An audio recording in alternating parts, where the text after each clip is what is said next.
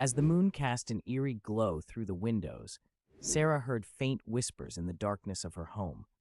At first, she brushed them off as her imagination, but each night, the voices grew louder, more insistent.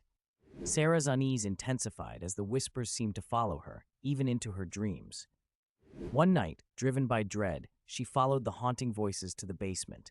There, in the dim light, she saw shadows dancing on the walls, forming words she couldn't comprehend. Frozen in fear, Sarah watched as the whispers grew into desperate pleas for her to leave.